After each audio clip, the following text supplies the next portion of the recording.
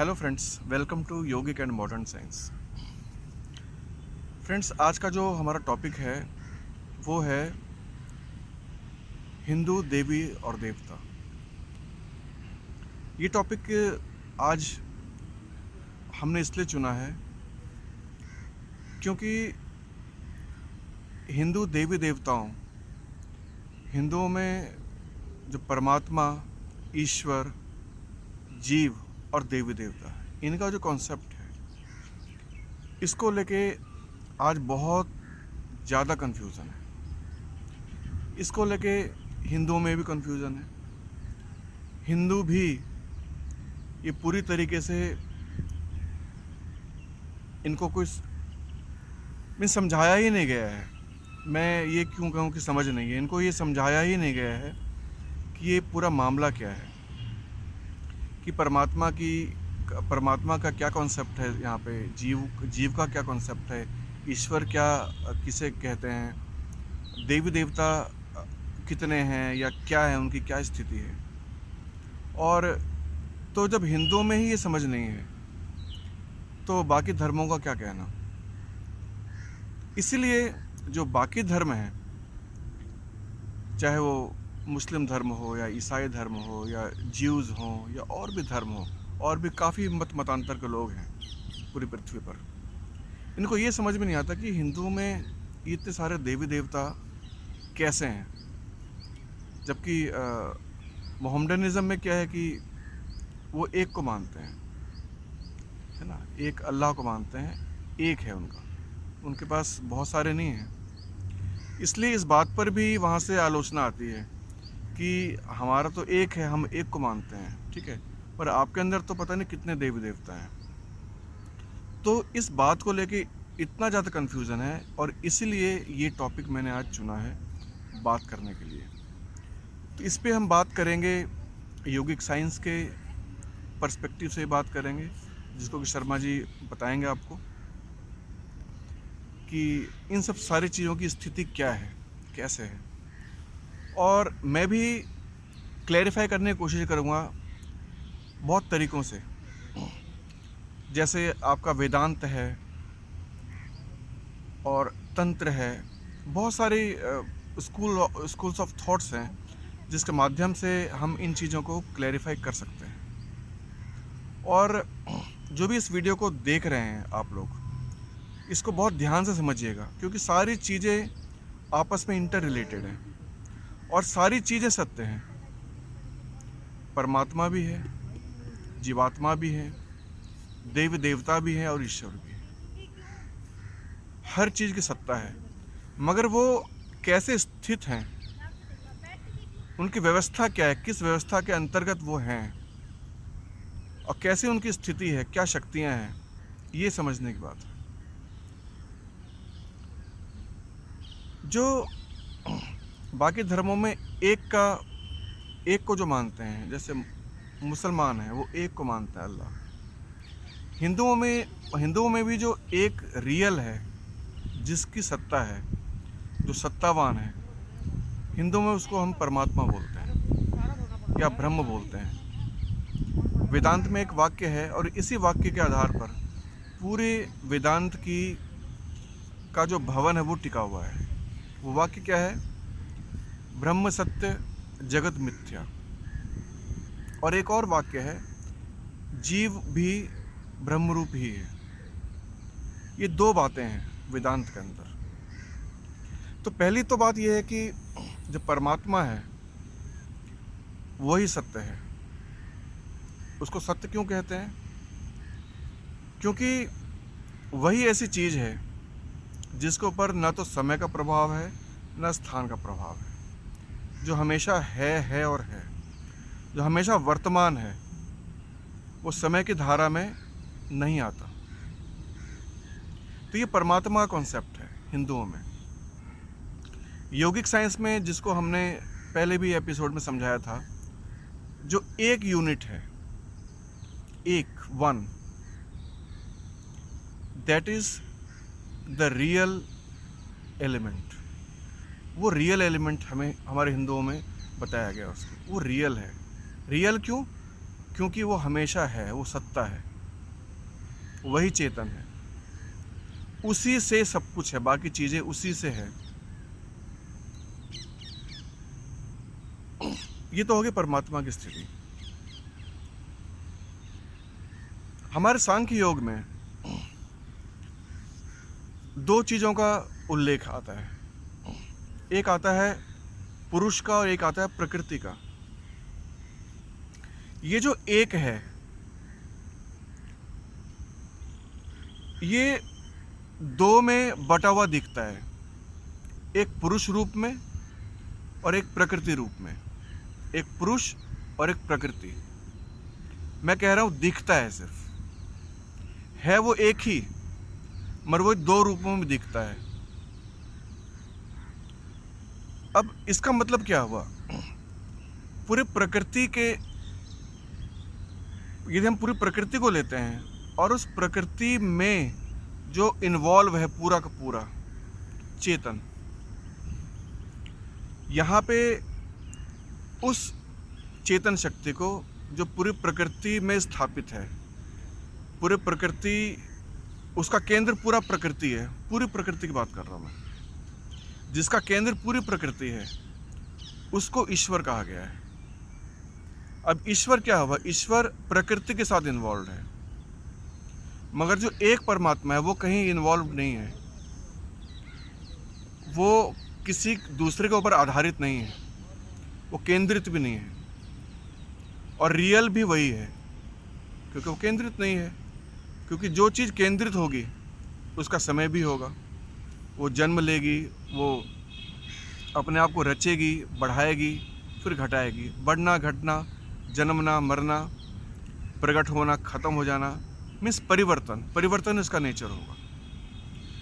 परमात्मा अपरिवर्तनीय है, मगर जैसे ही उसका, अब ये आपको आप इस तरीके से समझ सकते हैं कि उसका एक एस्पेक्ट, उस परमात्मा का एक एस्पेक्ट जैसे ही प्रकृति में केंद्रित होता है तो उस रूप को हम ईश्वर कहते हैं।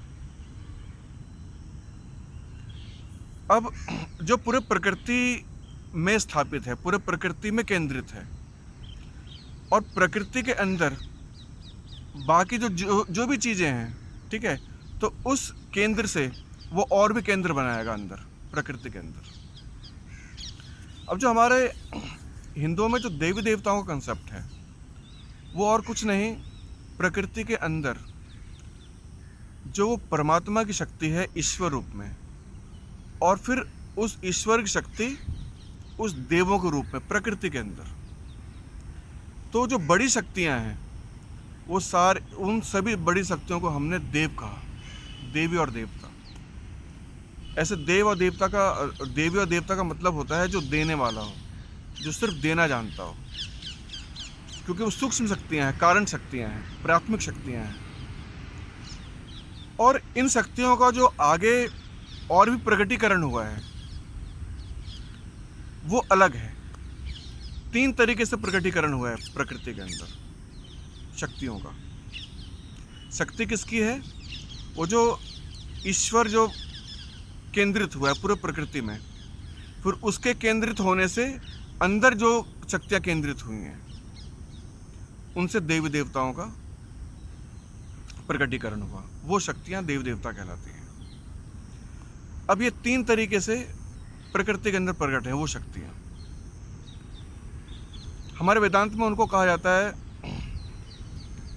अधिभौतिक शक्तियां, अधिदैविक और आध्यात्मिक। इसमें पहले हम समझते हैं अधिभौतिक। जो भौतिक शक्तियां हैं, जैसे सूर्य है ना, जल है, अग्नि है, ये सारी शक्तियां हैं जो हम देखते हैं चारों तरफ, प्रकृति देखते हैं, ये सारी अधिभौतिक शक्तियां हैं।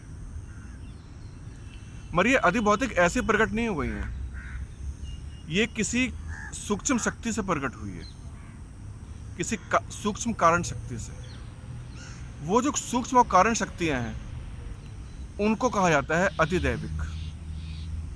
तो अधिदैविक से ही ये अधिभौतिक शक्तियां हैं। और ये जो अधिभौतिक शक्तियां हम जीवों में भी स्थापित हैं। दूसरे रूप में, पर हैं वही। जैसे भगवान सूर्य, सूर्य को देवता कहा गया है हिंदुओं में। तो सूर्य हमारे आँखों में स्थापित है। सूर्य नहीं होता तो हमें कुछ दिखाई भी नहीं पड़ता। तो आँख का जो पूरा सिस्टम है वो सूर्य का पूरा सिस्टम है। तो सूर्य हमारे आँखों में स्थापित है। तो एक ही शक्ति है देव के रूप में, जो कि कारण या सूक्ष्म शक्ति आप कह लें, प्राथमिक शक्ति प्रकृति की सूक्ष्म शक्ति।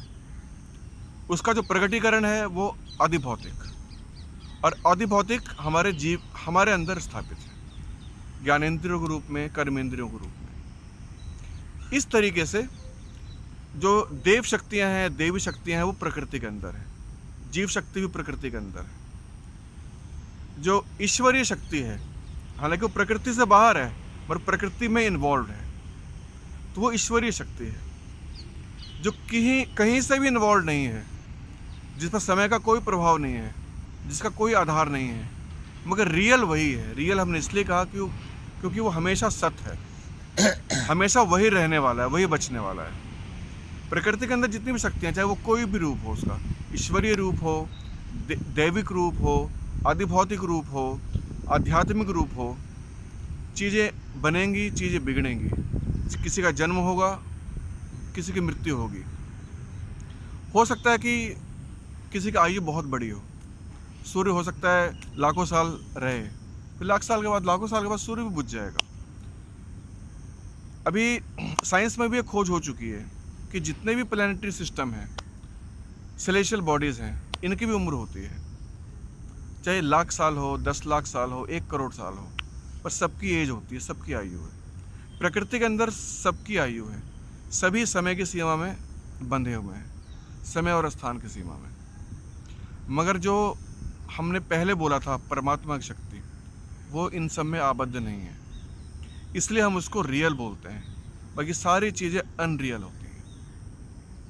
तो ये मैंने आपको वेदांत की दृष्टि से खासकर ये मैंने आपको समझाने की कोशिश की कि देवी देवताओं का, ईश्वर का और परमात्मा का क्या स्थान है, कैसे कैसे वो स्थापित हैं, प्रकृति में या प्रकृति के बाहर। अब इसको यौगिक साइंस की दृष्टि से समझने की कोशिश करते हैं, जो कि शर्मा जी आपको समझाएंगे कि परमात्मा, ईश्वर या देवी देवता या जीवात्मा कैसे स्थित है। यौगिक साइंस के माध्यम से अगर हम हिंदुओं को पहले ले लें कि हिंदू धर्म में जो साकार की हम पूजा करते हैं, तो साकार की पूजा करने के वे ये समझना पड़ेगा कि साकार जो चीज़ है, जो हमें दिखाई देती है, जिसका हम उपयोग करते हैं, साकार चीज़ जिनका हम उपयोग करते हैं, उनकी हमें ज़रूरत भी है, इसलिए हम उस चीज़ की पूजा करते हैं। किसी भी रूप में पूजा कर लें, मगर साकार की बात कर रहे हैं अभी, तो साकार की बात करते हैं।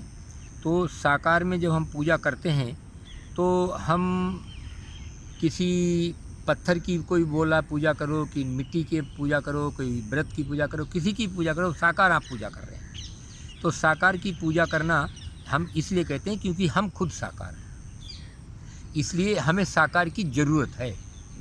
तो हम अपनी ज़रूरत के लिए पूजा करते हैं, और ज़रूरत के लिए हम व्रत रखते हैं। ज़रूरत के लिए ही हम करते हैं कि हमें ये भय रहता है हमेशा अंदर से कि जो हम साकार हैं, और ये जो बड़ी बड़ी साकार की यूनिटें हैं, बड़ी बड़ी साकार जो चीज़ें हैं इस प्राकृतिक में, तो ये कहीं हमको अपना सामान देने से वंचित हो ना मुझे कर दें, और मैं उनसे अपंग ना हो जाऊं। जैसे अभी सत्येंद्र जी ने ये बताया कि सूरज आँख का विषय है।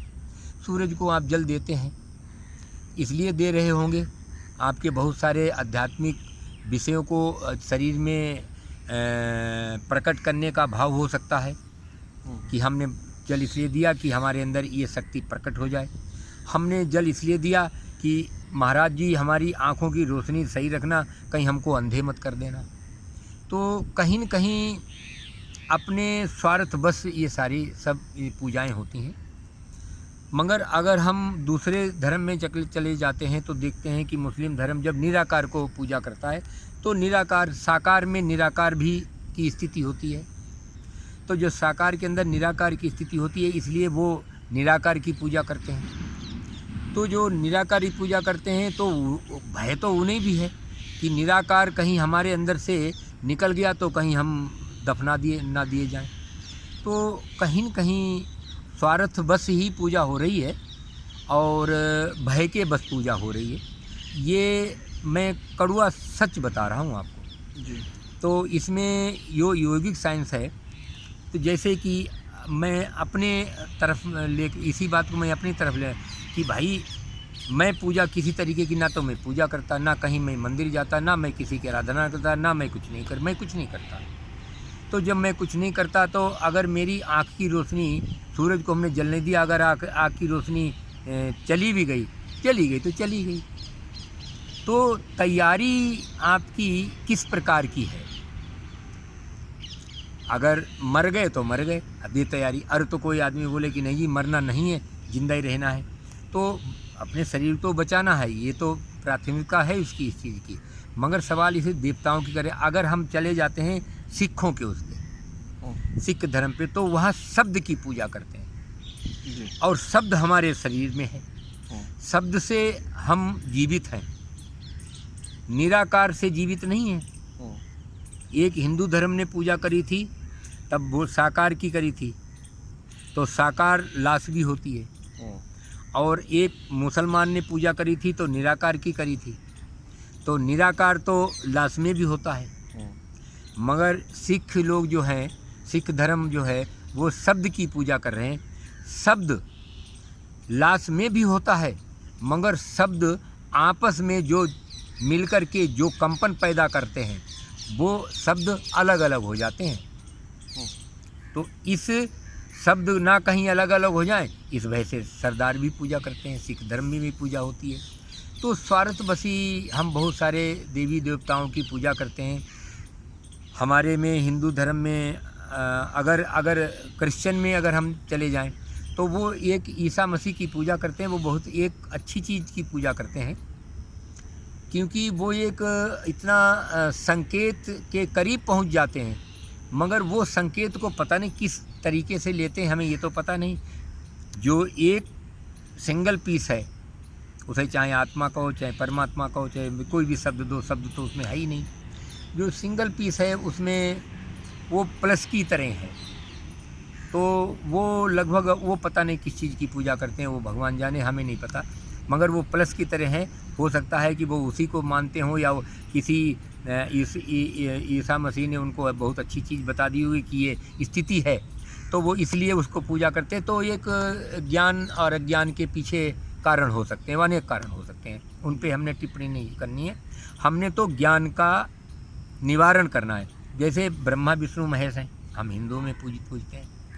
तो अभी ब्रह्मा विष्णु महेश है, एक उत्पत्ति करने वाले हैं, एक हमें रोकते हैं कि हमें इस्टेब्लिश रखते हैं, वहाँ पे रोक के रखते हैं, पालन पोषण करते हैं। जहाँ हम पालन पोषण करते हैं, ये पालन पोषण जो हम कह रहे हैं पालन पोषण का है, अगर हम इसका दूसरा रूप देखें तो ये पालन पोषण ही हमें मृत्यु की तरफ ले जा रहा है। तो अगर हम दूसरा इसका पहलू देखें, हमें सिंगल पहलू देखा तो हमें पता चला हमारा पालन पोषण हो रहा है, विष्णु भगवान कर रहे हैं। मगर अगर हम पालन पोषण होकर के जाए तो हम मृत्यु की तरफ ही रहे। तो उधर शंकर भगवान बैठे, वो बोलते बेटा आ रहा है, ठीक है आज़ाद में तेरा संहार। अगर वो हमारा संहार कर भी देते हैं तो हम निराकार में जाकर के कहीं न कहीं फिर पुनर्वृत्ति होती है, दोबारा होती है। ये बदलता हुआ संसार है, ये बदलता हुआ ब्रह्मांड है, ये बदलती हुई हमारी ये दो प्राकृतिक और ईश्वर की दोनों जो प्राकृतिक एक माइनर शक्ति है और जो ईश्वर की एक महान शक्ति है, ये बदलती हुई दोनों शक्तियों के कारण ये जो चीज़ें हैं ये सब बदल करके आपस में दिखाती हैं। ये बदलता हुआ है, जो बदलता हुआ दिखाए, ये एक व्यवस्था है। तो जो बदलती हुई एक व्यवस्था है, वो किसी व्यवस्था किसी पर आधारित होकर के ये सब चीज़ें दिखाई देती हैं। और ये दिखाई जब देती हैं तो ये हम जब इनका उपयोग करते हैं तो हम इनके पूजा पाठ भी करते हैं। मतलब कि प्रकृति के अंदर पूरी व्यवस्था है, चाहे वो जो शक्तियां हैं वो शक्तियां व्यवस्थित हैं देवताओं के रूप में, ठीक है, जो अधिभूत हैं उनके रूप में, जीवात्माओं के रूप में, बिल्कुल सारी शक्तियां व्यवस्थित आध्यात्मिक रूप में जी। अगर आप चाहें तो उनको आध्यात्मिक रूप से अपने अंदर में प्रकट कर सकते हैं। तो ये शक्तियाँ हैं। और अगर आप जीव हैं, अब हम आपको बिल्कुल केंद्र में ले जा रहे हैं। अगर आप जीव हैं, शक्ति हैं, तो आप शक्ति सिद्ध करिए और आप हवा में उड़िए और दूसरे को आप कई जगह पे एक जगह के बाद 10 जगह आप अपनी पूजा करवाइए, वो एक अलग विषय, वो अपने बस की बात नहीं। मगर अगर आप जीव हैं और जीव में अगर कहीं आपने ये सोच लिया, ये विचार लिया कि हमने अब इसकी सिद्धि करनी है, तो जीव तो जब सिद्ध होगा तो जो आपके आत्म साक्षात्कार में जो आत्मा प्रकट होगी, है नहीं जीव में, है तो जीव आत्मा का ही अंश उसी का ही है।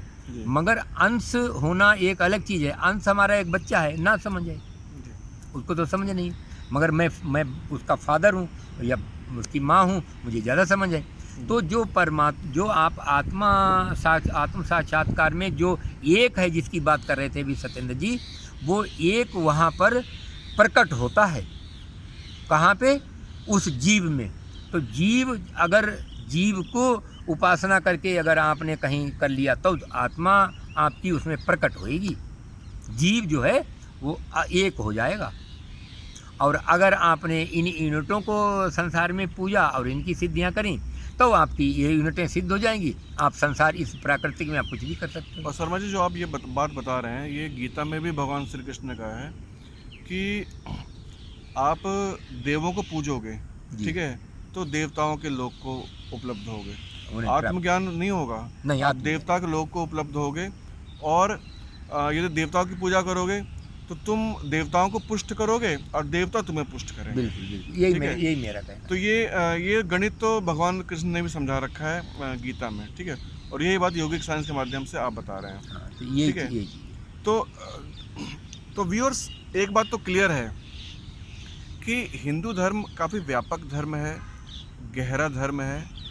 क्योंकि इसमें प्रकृति के अंदर जितनी शक्तियाँ हैं उनकी व्यवस्था क्या है, देवताओं के रूप में, अधिभौतिक के रूप में, आध्यात्मिक के रूप में, जीव के रूप में, और जो रियल परमात्मा है ना, उसका परमात्मा कहिए या वन कहिए, बहुत तरीके से आप कह सकते हैं, ठीक है, कैवल्य कहिए, निर्वाण कहिए, ठीक है, तो शब्द कुछ भी दीजिए, मगर जो रियल है उसको वो परमात्मा है, उस दृष्टि से परमात्मा है, रियल होने की दृष्टि से। अनरियल में जो शक्तियाँ, वही परमात्मा, अनरियल में शक्तियाँ होती हैं, वही ईश्वर बन जाती हैं, वही देवी देवता बन जाती हैं, वही अधिभौतिक बन जाती हैं, वही जीवात्मा बन जाती हैं। वो सारी कल्प के अंदर है, समय के दायरे के अंदर है, ठीक है ना। तो इस तरीके से हम चीज़ों को समझ सकते हैं गहराई से। तो हिंदू धर्म थोड़ा गहरा धर्म है, हमें समझने की ज़रूरत है, मनन करने की ज़रूरत है, और ये नहीं कि तुरंत ही कुछ सुना और आलोचना करने लगे और तुरंत ही कुछ सुना और खुश हो गए। ये कुछ मनन का विषय है, हिंदू धर्म अध्ययन का विषय है। तो इसी के साथ इस एपिसोड को मैं ख़त्म करता हूँ, समाप्त करता हूँ, और नेक्स्ट एपिसोड में हम ऐसे ही कुछ विषयों को लेके आएंगे जहाँ पे लोग काफ़ी कंफ्यूज्ड हैं। धन्यवाद।